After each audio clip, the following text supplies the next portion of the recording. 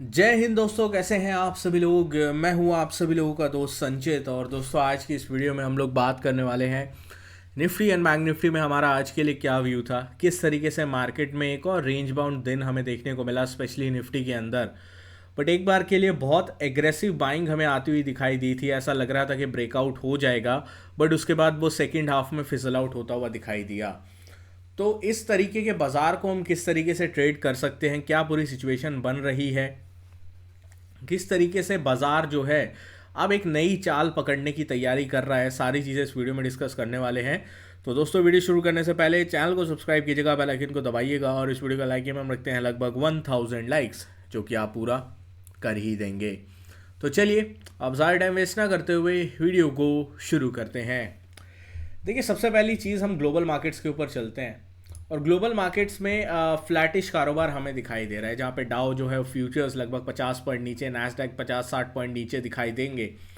European बाज़ारों की अगर हम बात करें, आधा से 1% की कुछ गिरावट जो है वो यूरोपियन बाज़ारों में दिखाई दे रही है। और अगर हम बात करते हैं एशियन मार्केट्स की, तो जापान का मार्केट 400 पॉइंट नीचे। बाकी अगर आप देखो, हैंगसेंग का मार्केट 200-400 पॉइंट ऊपर।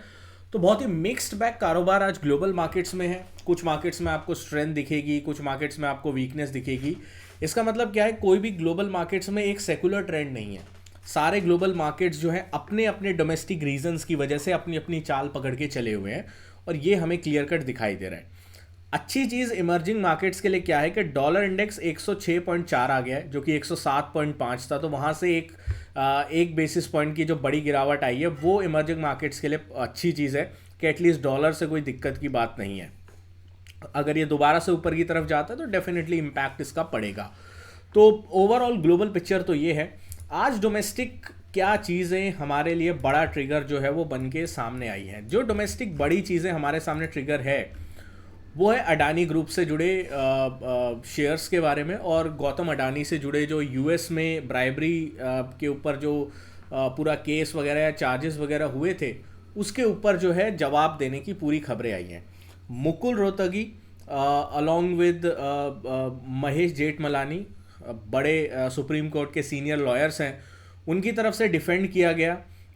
ये बयान दिए गए कि जो भी ये आरोप हैं ये बेबुनियाद है। उनके पास डेफिनेट जो है इनकरेक्ट इन्फॉर्मेशन जो है वो फैलाने की कोशिश करी गई है। साथ ही में ये भी बोला है कि एलिगेशंस को उन्होंने डिनाई किया है, और उसके साथ ये बोला है कि हम लोग कोर्ट में जो है हमारे पास इनफ एविडेंस है कि ब्राइबरी एलिगेशंस में कुछ भी ऐसा नहीं होता है, और उनके पास इनफ जो है ऑल लीगल मेजर्स हैं to defend themself in the court.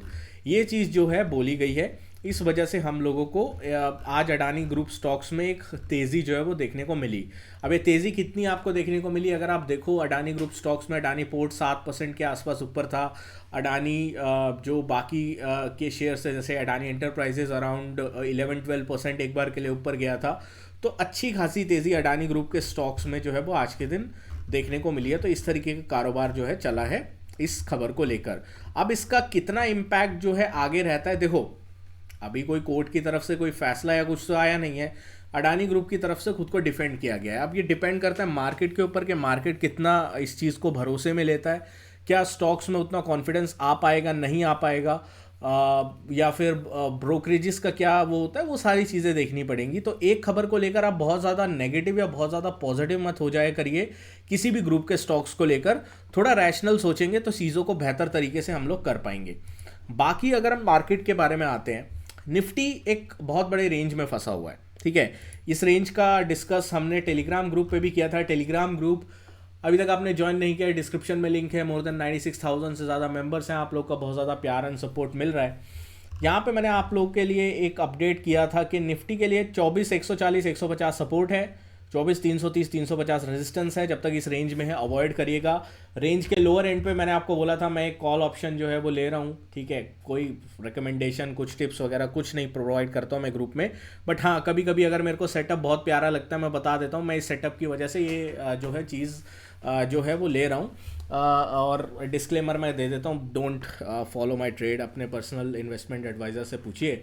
और ये ज़बरदस्त जो है वो 24,500 का कॉल ऑप्शन हमें 30 तक जाता हुआ दिखाई दिया। आई थिंक 3x हुआ इस अप मूव में, क्योंकि एक दिख रहा था जिस तरीके से मार्केट जो है वो बेस बना रहा था फर्स्ट हाफ में कि एक अप मूव पेंडिंग जो है वो दिख रहा है।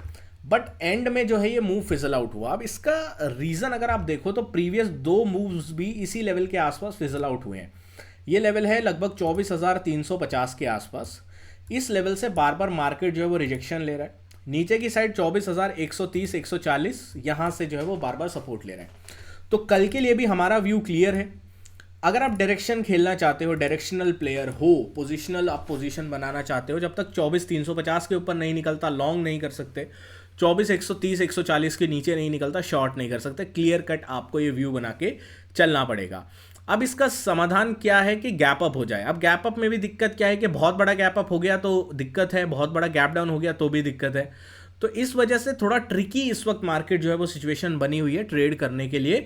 थोड़ा कॉशियसली अगर ट्रेड करेंगे, लेवल्स का वेट करेंगे, इंट्राडे ब्रेकआउट या ब्रेकडाउन का वेट करेंगे तो थोड़ा बेहतर रहेगा। बैंक निफ्टी की अगर मैं बात करता हूँ, सिमिलर इन अ रेंज इस वक्त फंसा हुआ है।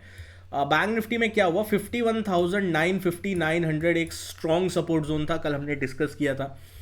52 350 का ब्रेकआउट हुआ और मेरे को एक्सपेक्टेशन थी कि अटेम्प्ट करेगा निफ्टी की तरह 52,550 560 को एक बार के लिए, बट इसने नहीं किया। रीज़न बीइंग, आई थिंक इसका जो मेन रीज़न था वो था कि आज बैंक निफ्टी की मंथली एक्सपायरी थी। तो जनरली हम देख रहे हैं मंडे को मिड कैप निफ्टी में कोई मूव नहीं आया, कल फिन निफ्टी में कोई मूव नहीं आया, आज बैंक निफ्टी में कोई मूव नहीं आया अपार्ट फ्रॉम दिस मूव। एक ये गामा स्पाइक हुआ था, इसके बाद सेकंड हाफ में कोई मूव नहीं आया। कल देखते हैं निफ्टी की मंथली एक्सपायरी पे किस तरीके से मूव आता है, क्योंकि हमें एक तगड़ा मूव मिला था फ्राइडे को सेंसेक्स की एक्सपायरी वाले दिन, ठीक है। तो वो तगड़े मूव के बाद अब देखते हैं कि किस तरीके से पूरी सिचुएशन जो है वो बनती है। बट अभी के लिए जब तक बैंक निफ्टी 51,900 950 के ऊपर है, स्ट्रॉन्ग है, ठीक है, स्ट्रेंथ है, अभी भी बरकरार है। ऑन द अपसाइड में अगर 52,350 के ऊपर सस्टेन करता है तो स्ट्रेंथ आएगी। 52,350 के ऊपर अगर निकलता है तो 52,560 570 की तरफ ये एक बार जाता हुआ ज़रूर दिखाई दे सकता है। तो इसके ऊपर हम लोग डेफिनेटली वॉच आउट करेंगे और नज़र जो है वो रख के चलेंगे। तो इस चीज़ का अपने को ध्यान रखना है फॉर बैंक निफ्टी। एक बार के लिए मिड कैप की भी बात कर लेते हैं, क्योंकि बहुत सारे लोग मिड कैप के बारे में सवाल पूछ रहे थे।